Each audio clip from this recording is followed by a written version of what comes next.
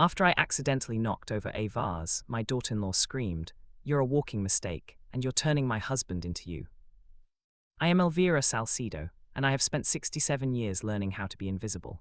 Not the kind of invisible that people choose, like when they wear plain clothes to a crowded party.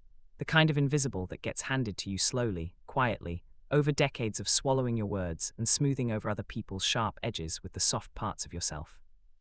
I raised my son alone after Raphael died, worked double shifts at a laundry facility for 11 years, and never once asked Dario to acknowledge what that cost me. I thought that was love. I thought that was strength. My flaw, the one that has followed me like a shadow my entire life, is that I confused endurance with dignity. I kept quiet when I should have spoken. I absorbed cruelty when I should have walked away. And because I never taught Dario how to push back, he grew up thinking silence was the only honorable response to pain. That is my sin. Everything that followed came from that. The morning the vase broke, I had not slept well. My joints ached the way they always do when the weather shifts, and I had come downstairs early to make coffee before anyone else woke up. The kitchen smelled like lemon cleaning solution, and something floral from the diffuser Nadine kept on the windowsill. I moved carefully, the way I always moved in her house, like a guest who knows she is tolerated but not truly welcome. I was reaching for the cabinet above the counter to get a mug when my elbow caught the edge of the decorative shelf and sent the tall porcelain vase tumbling forward. It hit the tile in an explosion of white and blue shards, and the sound was so sharp and so sudden that I gasped and pressed both hands to my chest. I stood there staring at the pieces for just a moment, my heart hammering, already calculating how I would apologize, how I would offer to replace it, how I would make this small and manageable. Nadine appeared in the doorway before I could even crouch down. She was wearing her silk robe, her dark hair loose around her shoulders, and her face went through 3 different expressions in the span of 2 seconds. Surprise, then recognition, then something uglier than either of those. "Look at you," she said, and her voice was already carrying that particular edge she used when she wanted to strip something down to its bones. "You ruin everything you touch." I opened my mouth, I closed it again. I started to say I was sorry, that it was an accident, that I would pay for another one, but she was already moving toward me across the kitchen, her slippered feet stepping around the shards with deliberate care, like she was marking territory. "You're a walking mistake," she said louder now, her voice filling the whole kitchen, bouncing off the cabinets and the tile and the high ceiling. "And you're turning my husband into you." I heard Dario's footsteps on the stairs. I turned to look at him, standing at the kitchen entrance in his undershirt, his eyes going from me to the broken vase to Nadine and back again. He said nothing. He did not move. He stood exactly as he had stood for the entire 3 years of their marriage whenever Nadine set herself on fire, which was with his arms at his sides and his gaze pointed slightly downward, waiting for the storm to pass over him. I crouched slowly and began gathering the shards. My knees protested. My hands trembled, though I kept them low so neither of them could see.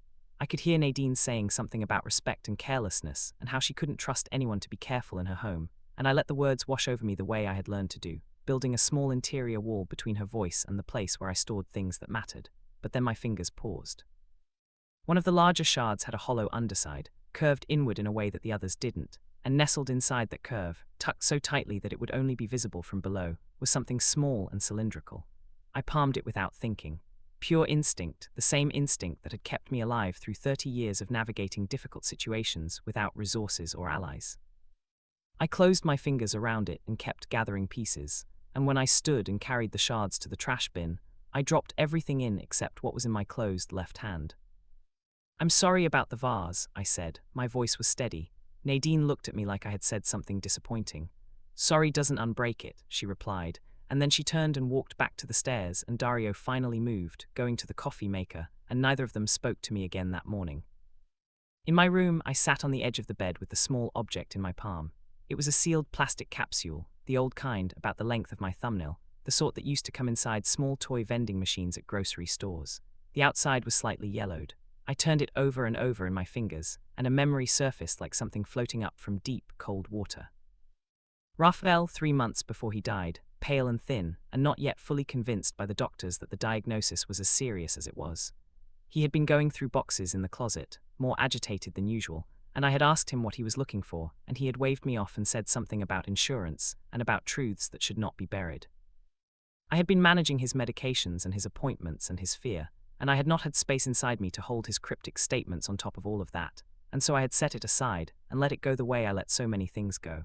The vase had been one of the items he had brought from his own mother's house when she passed, decorative and old, and never particularly meaningful to me. I had kept it because he would have wanted me to keep it. And then, when Dario and Nadine had asked to take some of the household items after the wedding, I had let them have it because letting go of things had always felt safer than holding on. I pried the capsule open with my thumbnail. Inside, folded into a strip no wider than my finger, was a piece of aged paper, and beside it, sealed in a second in a wrap of plastic, was a small glass vial. I set the vial down carefully on the nightstand and unfolded the paper with hands that I ordered very firmly not to shake. The ink had faded to brown at the edges, but the center was still legible. There was a name written in Raphael's cramped, careful handwriting, the handwriting of a man who had left school at 14 and taught himself to write properly from library books. There was a date, and beneath both of those, a sentence that I read 3 times before it fully resolved into meaning. If anything ever feels wrong, test this. I sat with that paper for a very long time. Outside the window, I could hear the neighborhood waking up, cars starting, a dog somewhere down the block making its feelings known about something. Inside me, something that had been waiting for a very long time, without knowing it was waiting, finally opened its eyes. I did not sleep that night. I lay in the dark in Dario and Nadine's guest room, which smelled like synthetic lavender and had a mattress that was slightly too soft, and I thought about Raphael. I thought about the year before he died, when he had become quieter in a different way than his usual quiet. Not peaceful quiet, but watchful quiet. The way a person goes quiet when they are holding something they don't know how to say. I had asked him once if something was wrong, and he had looked at me for a long moment before saying, "I just want to make sure you're taken care of, whatever happens." I had thought he was talking about the illness. I had not understood that he might be talking about something else entirely, something he had discovered or suspected, but could not bring himself to name out loud. My flaw showed up in the days that followed. I am not an impulsive person, not usually, but there is a version of me that emerges when I have been pushed past a certain point, and that version is reckless in her own quiet way. She does not shout, she does not throw things, she simply stops being careful. I almost went to Nadine's father, Arturo Cruz, directly. I had met him 4 times, always at family gatherings, always with that particular charm he deployed like a professional tool, the wide smile, the firm handshake, the way he looked at people like he was measuring them for something. There was a moment on the 3rd day after finding the capsule where I had his phone number in my hand, pulled from the paper directory Dario still kept in the kitchen drawer, and I was standing in the hallway outside the guest room with my thumb over the dial screen, ready to call him and say something I had not yet fully planned.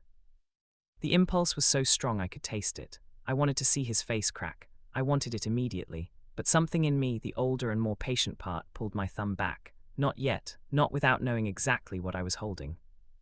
"You seem tired, Mama," Dario said to me at breakfast that 4th day. He was standing at the counter eating a piece of toast, already dressed for work, and his voice had that careful, neutral quality he used when he was trying to check on me without opening anything up.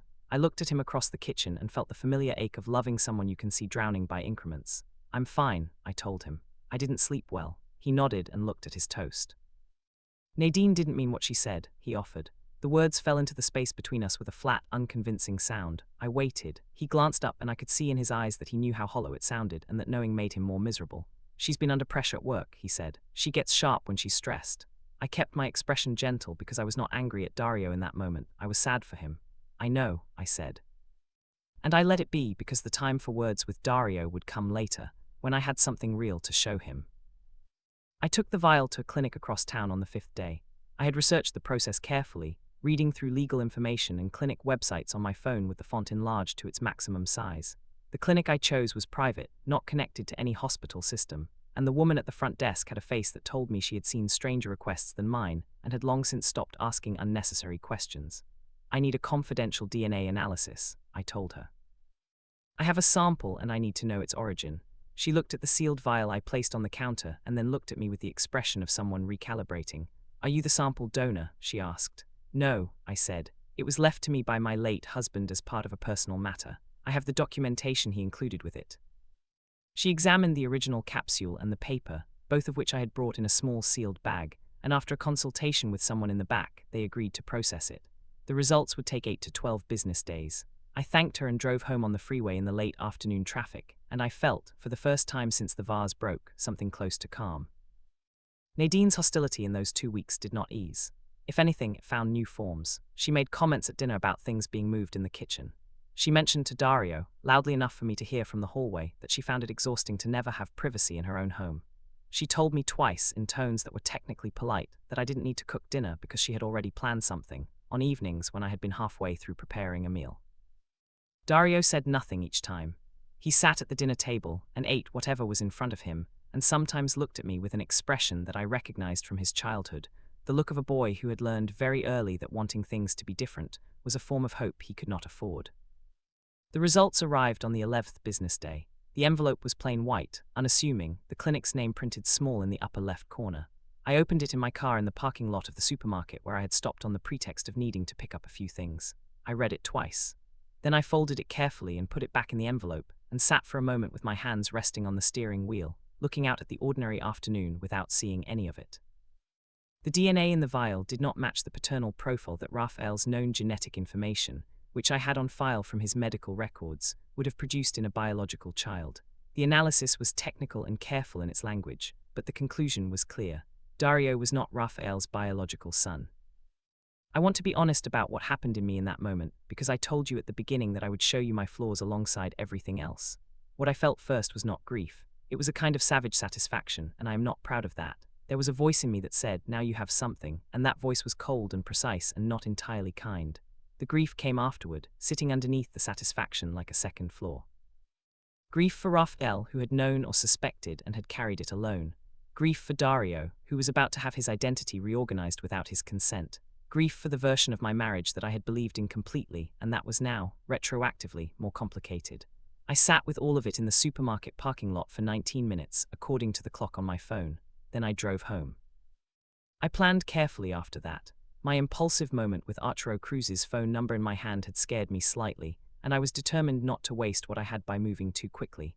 I needed to understand the second piece of information, the second name that Raphael had written on that paper, the name that sat beside the date, Arturo Cruz. I had recognized the name the moment I first read it, but I had told myself there could be other Arturo Cruzes, that it was not necessarily Nadine's father, that I needed to verify before I allowed myself to draw that line. Over the following week, I went through every piece of documentation I could access without raising suspicion. Old photographs from Dario and Nadine's wedding that I had in a small album in my bag. A social media profile belonging to Nadine's younger brother that was publicly visible and included family photos going back several years. An archived newspaper feature from 12 years ago about a local businessman, which I found through an internet search that included a photograph. And I sat with those photographs beside the information in the envelope, and I considered what I knew and what I could reasonably conclude and what remained uncertain. What I could confirm was this. Arturo Cruz, Nadine's father, had known Raphael. They had apparently known each other before Nadine and Dario ever met. Raphael had at some point become suspicious enough about something in our marriage, something connected to Arturo Cruz, to collect and preserve a biological sample and hide it inside an object he knew would survive him.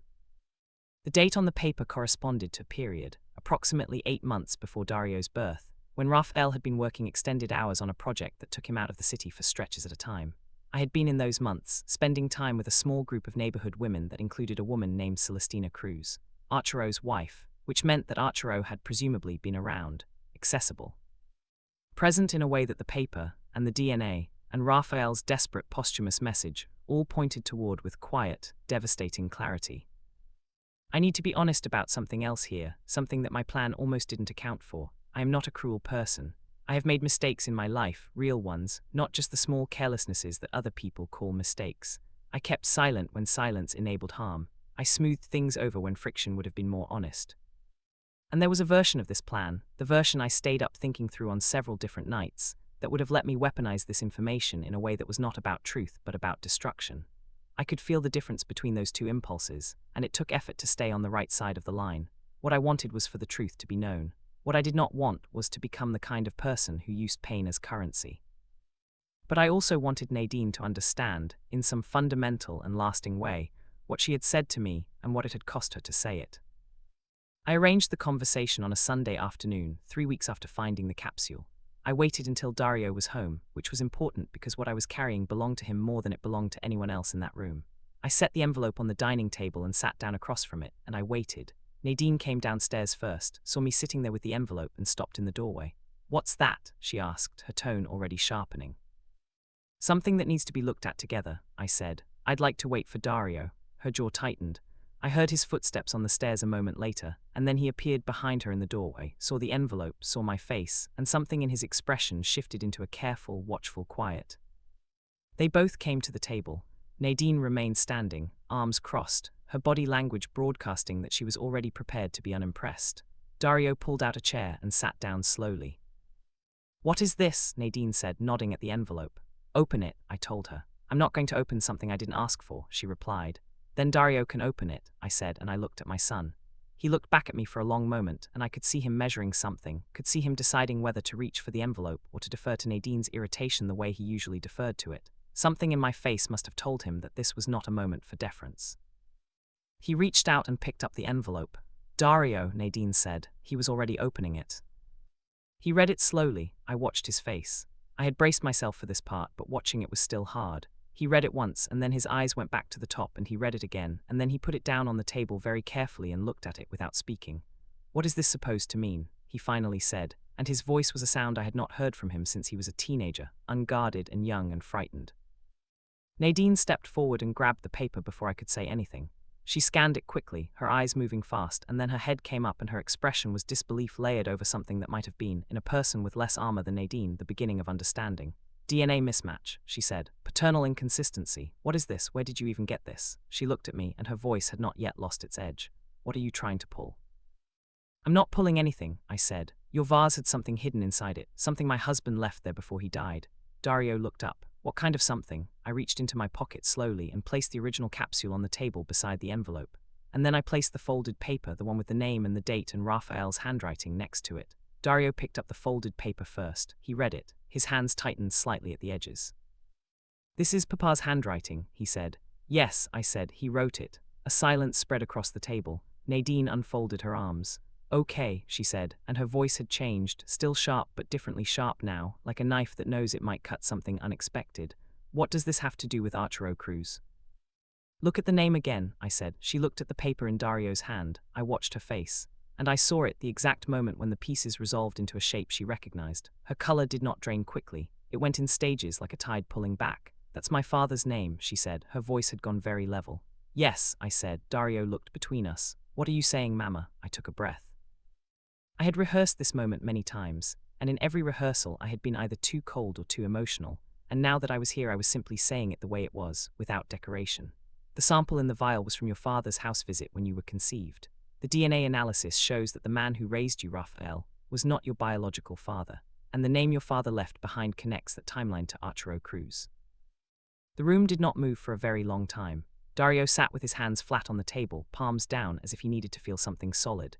Nadine stood absolutely still, and for the first time in 3 years I watched her face do something it had never done in front of me. It lost its certainty. "That doesn't make any sense," she said, but the words were soft now. "Why would that name be in that vase? Why would your husband know my father?" "I don't know everything," I told her. "I only know what he left behind and what the test confirmed." Dario exhaled slowly, like he had been holding that breath for a very long time. "So Papa knew," he said. "He knew and he didn't say anything." "He suspected," I said. "He wasn't certain. He left a way to find out." Dario looked at his hands. "And the date on that paper," he said quietly. "He wrote that date. That's my birthday." "Yes," I said. Nadine sat down. It was not a graceful movement. It was the kind of sitting that happens when the legs make a decision before the mind does. "This doesn't prove anything definitive about my father," she said, but the argument was already hollow and she seemed to know it. "No," I agreed. "It doesn't prove everything, but it tells us that your husband is not the biological son of the man he called his father. And it tells us that your father and my husband were connected in a way neither of us knew about. And it tells us," I paused here, because this was the part I had thought about the most, the part that was not about proof but about truth, "that the things you said to me in this kitchen 3 weeks ago deserve to be reconsidered." Nadine looked at me then, really looked at me, not through me the way she usually did but at me, and I could see her doing the difficult, uncomfortable work of reassembly. "You said I was a walking mistake," I told her, and my voice stayed calm. "You said I was turning Dario into me. You said I ruined everything I touched." I let those words sit in the air for a moment. "You said all of that to a woman who was picking up pieces of a broken vase she accidentally knocked over. A vase that turned out to be holding something your father-in-law hid there before he died." Dario stood up abruptly, walked to the kitchen doorway and stood there with his back to us for a moment. "How long have you had this, Mama?" 3 weeks, I said. "Since the morning of the vase." He turned around. There was something working in his face that I had not seen in a long time. "You sat with this for 3 weeks. I needed to be sure," I said, "and I needed to understand it myself before I could share it." "You should have come to me," Dario said. "Just to me, not like this, not with," he gestured at the table, the envelope, his wife's pale face. "Dario," I said gently, If I had come to you privately, what would you have done? He opened his mouth, closed it, his jaw worked. You would have gone to Nadine immediately, I said, because that is what you do, that is how you're built right now. And then she would have been angry before she'd had a chance to read it, and the information would have become a weapon instead of a truth. His eyes went sharp. And this isn't a weapon, this is a table, I said. This is the three of us sitting down with something real together, as people who have to figure out what comes next. Nadine made a sound that was not quite a laugh. You planned this, she said, looking at me. All of it. I planned the timing, I said. The rest of it was your father-in-law 39 years ago. She looked at the folded paper on the table. Her hands were in her lap and I could see them twisted together, which was the first genuinely undefended thing I had ever seen from her. If this is true, she said slowly, and I'm not saying it is, but if it is, what do you want? I thought about that for a moment. I want my son to know who he is, I said. I want him to grieve his father properly, without a lie in the way. And I want you to understand that the woman you spoke to that morning has been carrying things you have no idea about, for longer than you have been alive, and she deserved better than what you gave her. Nadine's eyes went to Dario, then back to me. Something had shifted in her expression, something that was not quite remorse but was adjacent to it, the look of a person standing at the edge of remorse and not yet ready to step in. I say things when I'm angry, she said. That's not an excuse, I told her. I know, she said, and it was barely audible. Dario came back to the table and sat down again. He picked up the DNA report and looked at it one more time. We need to verify this independently, he said. We need to get our own test done. Of course, I said, that's the right thing to do. And then, he looked at Nadine, we need to talk, really talk, about all of it. Nadine did not answer immediately. Then slowly she nodded. What happened in the weeks that followed is not a simple story, and I will not pretend that it was. Dario and Nadine commissioned their own independent DNA test, which confirmed what the first one had found. Dario spent 3 days after getting those results in a state of quiet devastation that I recognized, because I had seen it in myself, and I knew there was no shortcut through it. He called me on the 4th day, late at night, and we talked for 2 hours in a way we had not talked since he was a boy, honestly and slowly and with space for silence. Did you ever suspect? He asked me. No, I told him, and that was true. I think your father suspected something, but I never did. Are you angry at him? He asked, and I knew he meant Raphael. I don't know yet, I said. I think I understand why he didn't say anything. He must have been terrified. He should have told you. Dario said, maybe, I agreed. But people aren't always brave when they need to be, even people we love. He went to see Arturo Cruz. I did not ask him to do that. It was his decision, and it was the right one. I don't know exactly what was said between them because Dario has not shared all of it, and I have not asked because it belongs to him. What I know is that Arturo did not deny it when Dario showed him the results. What I know is that Dario came home from that conversation, looking like someone who had walked a very long road, and was not yet sure what was waiting at the end of it. What I know is that Nadine, from what Dario has told me, has been doing a great deal of thinking about what her father's history means for her own understanding of her family, and that she has been doing some of that thinking out loud with a therapist, which is the most hopeful thing I have heard about her in 3 years. My own flaw, the one I started with, the habit of silence and endurance, showed up one more time in those weeks, and I want to be honest about it. There was a night when Dario was angry with me, genuinely angry in a way he had never let himself be before, because he felt that finding this information and sitting on it for 3 weeks before telling him was a form of the same thing Raphael had done, a choice to hold a truth alone rather than share it. He was not wrong.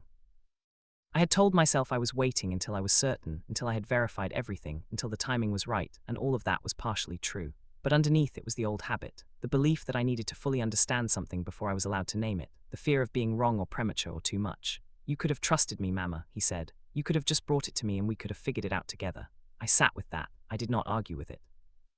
You're right, I said. I should have come to you sooner. I'm sorry, and I meant it. The relationship between me and Dario is different now. Not repaired exactly, because some things that need repair have been needing it for a very long time, and 3 weeks of honest conversation don't undo decades. But different. He comes to visit me now rather than only inviting me to their home. We have coffee and we talk, sometimes about his father, sometimes about what he is working through with his own identity, sometimes about nothing in particular, just the ordinary details of 2 people who have decided to actually know each other. That is new. That is real. Nadine and I are not friends. I do not think we will be friends. But the last time I saw her at a dinner at their house 2 months after the vase broke, she did not make any comments about things being moved in the kitchen. She looked at me once across the table, and something moved in her face that was not quite apology, but was not the old contempt either. I let it be what it was. I did not need her to perform remorse. I needed her to understand, even partially, that the people she aimed her sharpness at were people with histories she had not bothered to learn. I think, slowly and imperfectly, she's beginning to understand that. And Arturo Cruz, the charismatic man with the professional smile and the carefully managed past, is having a different kind of reckoning. He and his wife are separated now. That is not my doing, and I have not lost sleep over it, because the choices that led to that separation were made long before I opened a plastic capsule at a kitchen table in the middle of the night. What I carry now is different from what I carried before. There is grief in it, the real and continuing grief of understanding that my marriage contained something I never knew about, that Rafael spent years holding a suspicion that must have been a form of slow internal erosion, that Dario grew up believing he was someone's son and was, in a biological and painful sense, both right and wrong about that. There is also something that is not quite peace but is moving toward it. The silence I lived in for 67 years was not strength. It was a habit masquerading as strength, and the difference between those two things cost me, and cost Rafael, and cost Dario in ways I am still tallying. The version of me that crouched on a kitchen floor picking up shards of a broken vase without defending herself was not the most dignified version of me. She was a woman who had never been given permission to take up space, and who had, over decades, given herself that same prohibition. I am working on that now. At 67, I am working on learning the difference between patience and passivity, between choosing not to fight and being afraid to. It is slow work, but the vase broke, and what was inside it, strange and painful and ultimately necessary, is out in the open air now, and I am still here, still watching, still noticing the things that other people overlook. Only now, when I find something that matters, I do not put it in my pocket and wait. I bring it to the table, and I let the truth be what it is, even when it is jagged and sharp, and lands with the sound of something shattering on cold tile.